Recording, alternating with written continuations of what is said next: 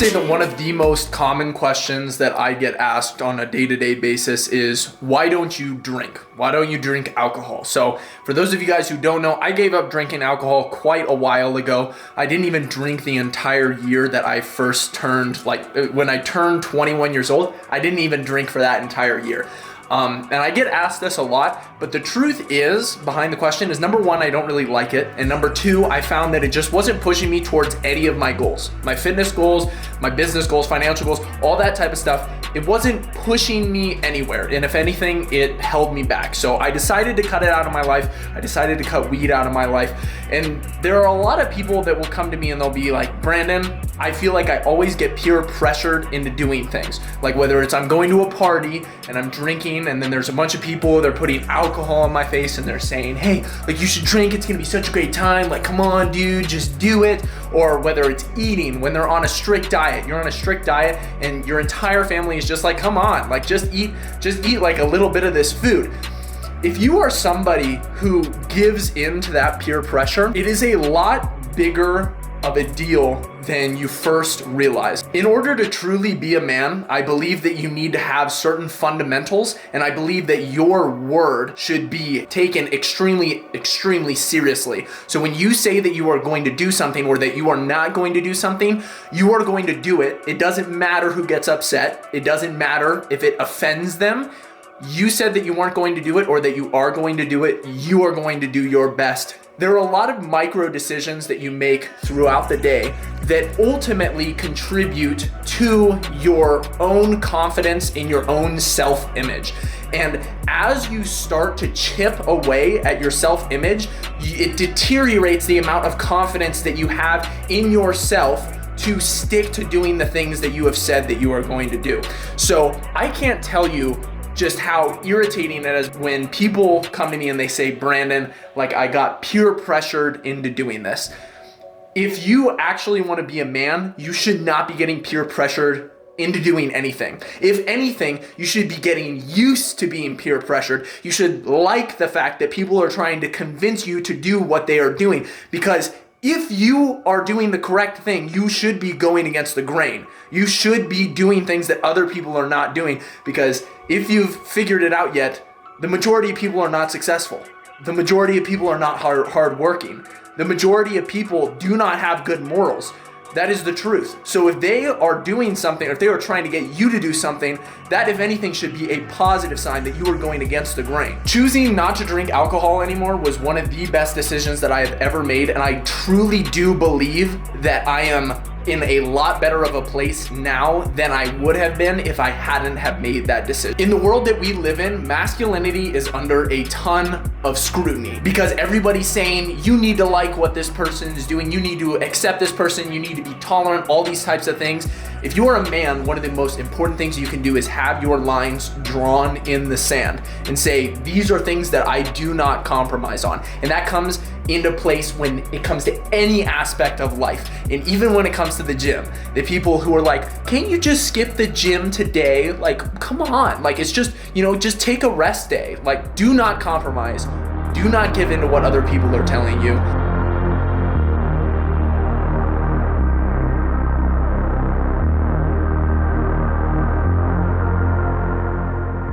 What is going on, guys, and welcome back to another video. Officially 12 weeks out from July 4th, and pretty much what I've got going on today is I'm going to be hitting a shoulder and arm workout. I'm testing out the new Young LA Wife Lovers. They're the super tapered form of wife beater. Yeah, wife lover. Super clever. It's going to be interesting to see if I like working out with it. 6 rise pump caps down the hatch. Go, rise, code BDOG for 15% off. Now, it's time to train. Look at this beauty. Just got her nice and washed for the first time. First question is, are you close with your parents? Honestly, I am extremely close with my parents. Ever since I moved back from Dallas, I have been living with them. And as of this next week, I actually start the move out process. I'm gonna be moving in with a couple of friends into a house. And ultimately, the goal is to get a pool table. Like, I absolutely love playing pool. It's probably something that you guys might not know about me, but I absolutely love it.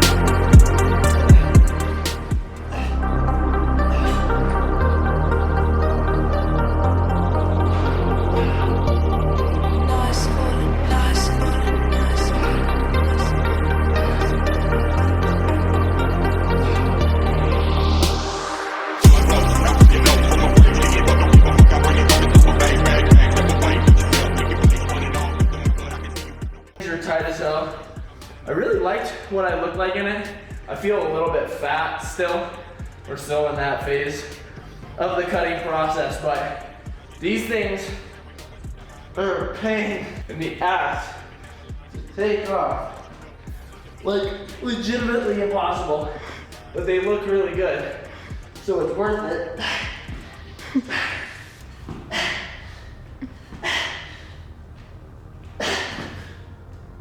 So you just have to get it step by step. Oh my gosh, this is exhausting. There you go, until you can get it from the back, and then and you can take it all the way off.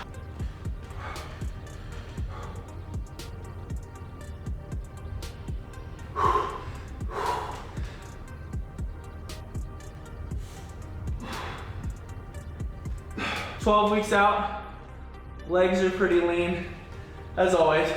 Back has made awesome improvements, but we still got quite a few pounds to shed off of the midsection here, but overall, very, very happy with the amount of size that I'm added. Well, let's go ahead and finish up this Q&A. I've already answered one question, so I'm gonna do at least 10 more. I have no idea what is in these questions. So it's on this app where you post anonymous questions. So I have no idea who asked it. And as soon as I click it and it opens it, like, I have no idea what these questions are going to be. What kicks are you wearing right now? Right now, I am literally wearing these tennis shoes. I don't even know what they are called or what brand they are. Size 13. They are $20 on Amazon, made in China, absolute garbage shoe. I mean, they're honestly not bad. They're honestly not bad. When it comes to higher end shoes, I just do not care about what kind of shoes I wear. I don't really care about the look.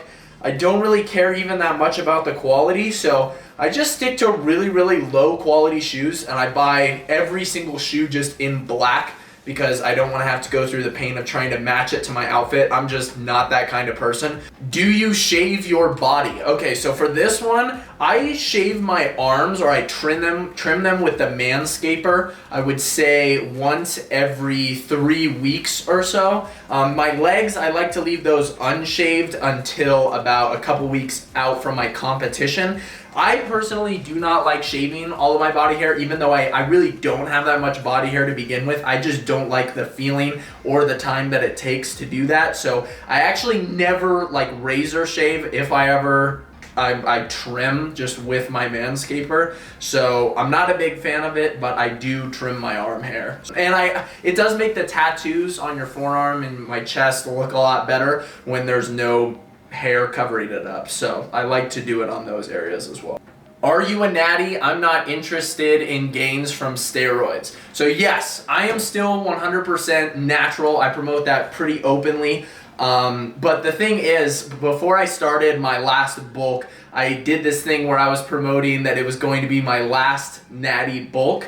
But the truth is, as I've just continued to think about things, I think that I am going to remain a natural athlete just for overall health reasons. And I think that ultimately, I really want to help people become better versions of themselves, and I don't see any benefit in jumping on steroids to doing that besides just looking better. But I genuinely don't want to promote a look that is not naturally attainable to people. If I really want to go deeper into the bodybuilding, it will take place later in my life, and it will not happen in my younger years. That will be a different path that I will take. But right now, I'm just simply not on that path, so I will probably have plenty more natty bulks in the upcoming future. How many hours of sleep do you get every single night? So I try to make sure that I am in bed asleep for 8 hours every single night. Usually it ends up between 7 and 8 hours, but I really, really like to stay on top of my sleep, especially when I am in a cut. It's one of the most beneficial things that you can do because it regulates your appetite, it regulates your hormones, but it also means that you're awake for less time during the day, which means that you have less time to sit around and think about food and be hungry. When cutting, how much is your caloric deficit? So when it comes to my current caloric deficit, I don't know exactly what it is, but I do have a rough estimation of my maintenance. Because of the rate that I have lost weight at for the past couple weeks, I would estimate that my caloric maintenance is right around 3,700 to 3,800 calories. And as of right now, I eat on average 3,000 to 3,200 calories. So depending on if I'm doing high days or low days. So I'm losing about 1.5 pounds per week as of right now. So that's why I would estimate my maintenance around 3,800 calories or so. So that's about an 7 to 800 calorie deficit, which has been working out really well for me so far. Which foods do you eat to get all of that fiber? So for those of you who don't know, I eat about 100 grams of fiber a day while I'm cutting. It's great for my digestion, but it's also great for keeping me satiated and making me feel full, because if you don't know, fiber is a non-digestible macronutrient, so the calories are not absorbed when it goes through your digestive tract. So I eat a lot of fiber. The main foods that I eat that contain a lot of fiber are number 1,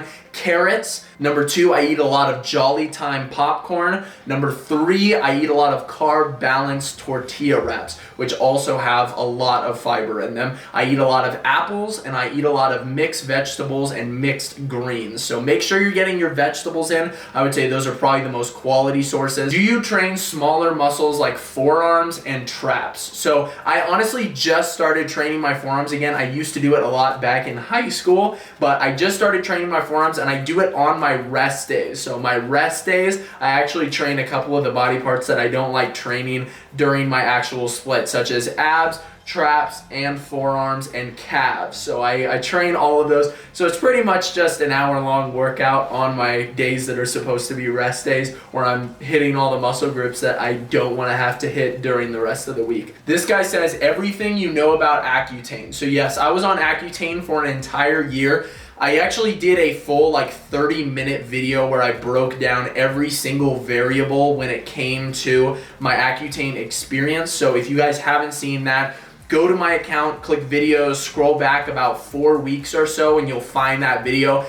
I found that it has helped out a lot of people who are thinking about going on Accutane or who are on Accutane as of right now, because when you're getting in with a drug that's scary, you want to know what you're getting into and you want to know what to expect. So go give that video a watch through. Do you ever take off with nagging injuries? The truth is I don't. So I never take off no matter what, pretty much. I don't think that there is a real reason why you would ever have to take off. Like, you broke your leg, train your other leg. You broke your arm, train your other arm. You broke both of your legs, train your upper body. You broke both your arms, train your lower body. You can always exercise, you can always work around things, unless it is something like a serious spinal injury or some sort of terrible health problem that you have. I train around all of my nagging injuries, and I actually find that they heal a lot faster when I am being proactive about training around them rather than just taking time completely off. Best way to work out an imbalance. So the truth about imbalances is, so that's if one pec is bigger than the other, if one bicep is bigger than the other, the truth about them is everybody has them. Even professional bodybuilders have one chest that's bigger, one side that's bigger than the other, one bicep that's bigger than the other. So don't feel like you're cursed with some imbalance problem that you have to spend the rest of your life trying to fix. It is you are making it a way bigger deal than it actually probably is. The truth is, my biceps attach differently. They both look different. They don't have the same peak. One of my pecs is bigger than the other one. One of my legs is substantially bigger than the other one. Everybody has these imbalances, but when somebody that just looks at you, they are not going to notice the difference. In your head, you live in your own body, so you're very, very accustomed to these differences, and you feel like they're obvious to other people when they are actually not. So I would say, is there a strength balance between your muscles? So can you curl more with your left arm than with your right arm? If that is the case, train your left arm unilaterally before you train your right arm. Strengthen the side that is weak and go hard on that side first before you go hard on your stronger side. That is how to work out an imbalance. If the problem is actually based around genetics, if it actually has to do with the attachment of the muscle to the tendon, there is no way that you can change that. And usually there will be no strength discrepancy between your left and right side if that is the case. So take that into consideration. You probably don't need to be worrying as much about your imbalances as you are What is your least favorite Young LA product? That's hilarious that they're asking this because as of right now, when people have asked this question before, I've given them the vest because I just absolutely hate vests, and there's like a vest that you can wear, and so I tell people that that's probably my least favorite Young LA product. But they are coming out with some baggy jeans that are dropping this next upcoming drop. And honestly, I looked at them and I was like, why would anybody ever wear this? I genuinely do not understand. I love their normal jeans. I'm wearing them right now. But I do not understand why anyone would ever want to wear purposefully made baggy jeans. So I would say that that is my new least favorite product by Young LA, which you can use code BEATON to buy some baggy jeans this upcoming drop if you would like to. I don't understand. As a beginner who is trying to build some muscle and lose some weight, what is your best advice? The truth is, if you are a beginner, you can lose fat and build muscle at the same time. I have done it multiple times before. When it comes to recomping, the stimulus is so strong with a new weightlifter that you will simultaneously grow muscle while you are in a caloric deficit. So if I were you and you were trying to lose weight, I would get into a small caloric deficit that you can maintain and continue to get stronger while you are in it. Because that's the magic of being a newbie, is those newbie gains are so powerful that you can be in a pretty substantial deficit and still build some quality muscle because your body is using the energy from the fat stores to make up for the energy deficit that you are in. So I would seriously recommend losing the body fat first before you start trying to run any sort of bulk or gaining phase. Well, that is going to be it for today's Q&A. I really hope you guys enjoyed. I hope that you got something out of it. Thank you guys so much for watching. It was really cool to see all of the people dropping comments and liking the last video that I posted. It's great to be back, and I'm excited to keep logging this whole journey for you guys. So as of right now, 12 weeks out. Thank you guys so much for watching. Be sure to drop a like on the video if you enjoyed and leave a comment down in the comment section down below. Use code BEATON for Rise products as well as Young LA, and I will see you guys all in the next video. Peace.